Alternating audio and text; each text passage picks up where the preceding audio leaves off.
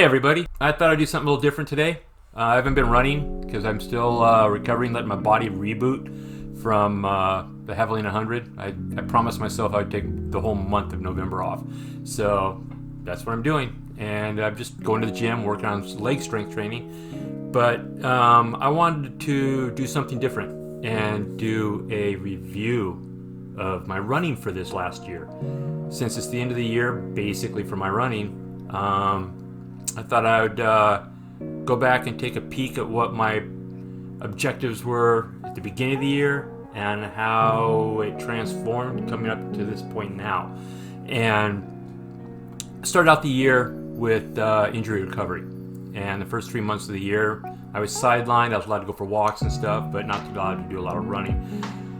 So I was doing a lot of hiking and really got to go back to my roots of when I was a backpacker, most primarily and a hiker, and really got to slow down and just look at things in a different way than just focusing on my running. After I was cleared for running, my main focus was racing.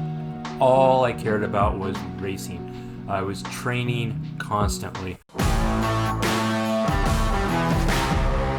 I think that I should warn you. There's something about to change. We're standing at the border where history is made. We're cranking up the lights now so everyone can see. It's all happening right now. We're gonna make you believe it's about to get crazy. I wasn't putting up huge volume numbers like I did last year, but the quality of the training was better and I felt stronger. And though there was hesitation because of my groin muscle strain to really push my legs really hard, I still found myself doing a lot of high intensity training, especially with elevation gain, with a lot of climbing. I was focusing on the Squamish 50-50 and Angel Creek 50K that was coming up late September or late summer. And I really wasn't thinking about anything else. And when my first race, the Alaska Endurance Trail Race 24-hour challenge came up, I felt like I was gonna just knock it out of the park. And instead, the weather came in, it rained nonstop the entire 24 hours. We had brief moments of sprinkle, but aside from that, it just rained. And it was muddy, slow, and all that mud caused me to mess my legs up a little bit. My knees started bothering me. And being at my age, that's not hard to do. And so I ended up not having the performance I wanted at the Alaska Trail Race, but I ended up with a lot of energy left over. And some friends of mine invited me on a kind of an adventure run out at the Quartz Creek Trail. We were only going to run like 18 miles maybe, and we ended up missing a turnoff at some point where you have to bushwhack to get up into this other region, and we ended up adding a few miles onto it. So it ended up being like a 22-mile run, but it started to plant a seed inside me, and that seed was starting to create an idea about how adventure running can be more fun than racing, which in my mind is ridiculous because I love racing. I love being in that environment. I love being around the people, my friends, making new friends, and just enjoying the company of like-minded individuals, as well as pushing myself and seeing how far I can take myself. This summer kind of changed things. After Quartz Creek, we ran the Pinnell Mountain Trail. That's a 28-mile, 28-mile, very committing trail. It's a point-to-point, so once you're in it, you're in it. There's very little to no cell reception. A lot of people carry spot trackers and stuff just in case there's an emergency. And it's not very runnable. There's long miles of sections of this trail that you just really can't run very well because of the rocky, Arctic, mossy, tundra-like conditions of the trail. So it's very slow going. You have to have a lot of patience. If you don't have a lot of patience, you're gonna fall and you're gonna hurt yourself and you're gonna be screwed. That was a lot of fun. I used that trail with my main focus of training for the Angel Creek 50K. It was in July. Well, we had these wildfires going on due to severe smoke that canceled the Angel Creek 50K. There was a fire just 10 miles down the road. It was just harmful to breathe there. You could see the stuff in the air. I mean, it was horrible. So we decided to go run Kasugi Ridge instead on that same weekend. Then I did a trail race, the Kasugi Ridge Run, which is a 30-mile trail race, but I think it's closer to 50K, 31 miles. That was in 2017. That was a big failure. I was not prepared for that. I ended up DNFing. I finished, but outside the time cutoff, so that really devastated me. I was so disappointed in my body and myself. Had a lot of issues going on after that really carried over for a while. So going back to just run it with my friends was really important to me. And we ran it opposite from south to north, south to north, and versus north to south, which is the direction the race runs.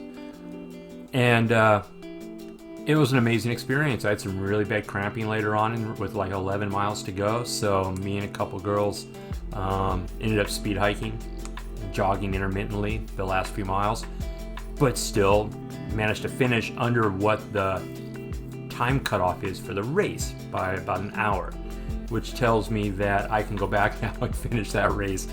But that really, again, pumped me up for adventure running. And I was more focused on where to run next than I was thinking about my next race, which was Squamish 50-50. And when I got to Squamish, I was really underprepared. British Columbia handed my butt to me. The race is beautiful. It's such a beautiful race. The race organization puts on such an incredible event. Gary is amazing and committed, and all his volunteers are devoted to all of us when we race in that race, and it is spectacular. And if you can get into the race, do it.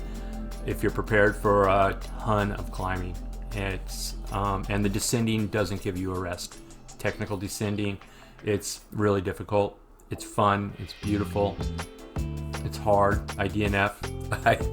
I got time cut off at 44 mile, 70K with 10K to go. I missed the time cut off by 10 minutes, and that was because of cramping. I was dehydrated. My nutrition was terrible. The humidity level was super high, so I was sweating really badly, and I wasn't getting those fluids back in me. I've learned a lot from that, and when I go back next year, things are going to be changing. I went to Javelina, went back with a lot of ambition, had a lot of friends there to support me. We had an entire crew for a bunch of us that was running. I had pacers lined up, and they were fantastic and beautiful and wonderful, and I loved each of them. They were very patient with me. They were exactly what I needed. Went back to this really undertrained. My running volume was less than half of what my normal running volume would be. My hips were bothering me from Squamish, from all the downhilling and uphilling, and just overall just getting the crap beat out of me. I didn't give my body enough time to recover. So Javelina, I ended up timing out at the end of Loop 4 with 80 miles. So I have I'm very consistent at Javelina. But what led up to that was that after Squamish, I decided to go do an adventure run, a solo adventure run on the Chinadome Trail, which is located about 50 miles northeast of Fairbanks. And it's about 70 miles from here, from my house in Esther. I've been planning this run for about a month. I tried to get out twice before. Fire got me off the first time. Weather knocked me off the second time. So this was my third go. And I got there and I was running this trail. Everything I wanted. It's gonna be a really big day. I'm scared, a little insecure, but excited at the same time, so.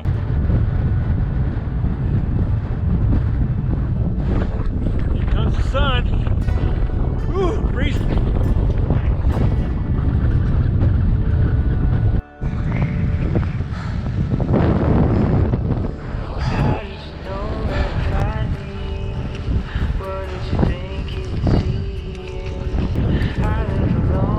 Say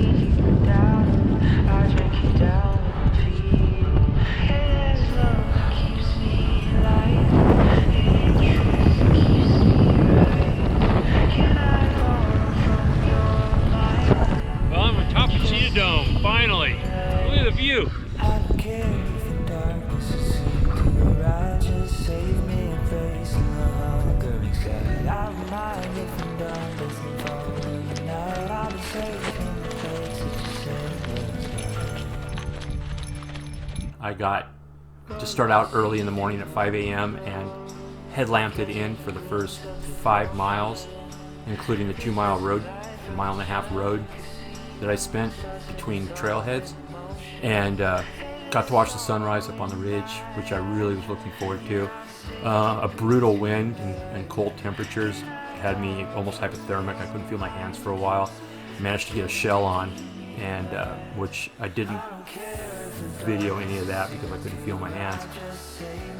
Just shows me one time, at one moment, I'm looking at the sun. Hey, there it is. Man, I'm cold. This wind sucks. To all of a sudden, I've got a shell on, and I'm like freezing my ass off. It was horrible. There was a span of about 2 hours there, and or not that much, maybe an hour.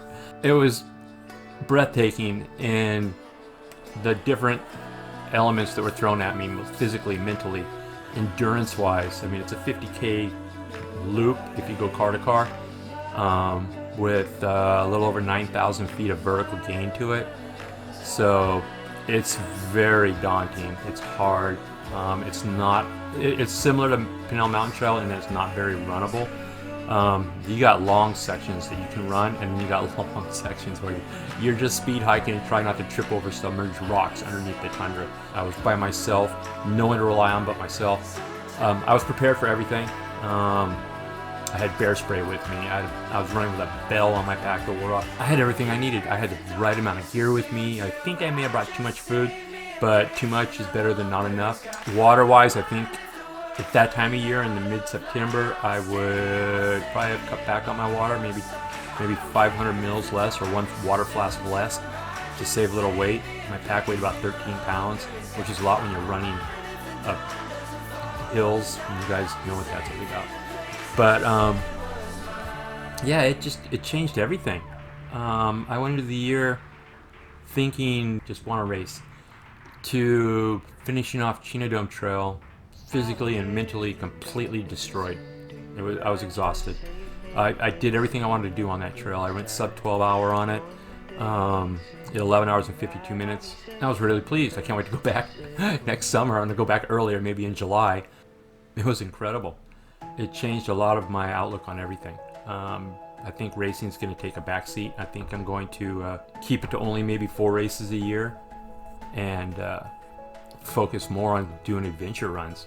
I already have 2 adventure runs I want to do. I'm already focused on the Far Side Traverse, which I didn't get onto this year, which I wanted to. I slept through my alarm clock, 2 of them, and the universe was watching out for me, because when I went there later on that day just to do a run to see what everything looked like, weather had moved in and you couldn't even see the ridgeline through clouds, and the temperature had dropped and it had been snowing, and had I been caught in that, I probably would have been in serious distress, like really screwed. I think my health would have been in jeopardy, and it would have been pretty bad.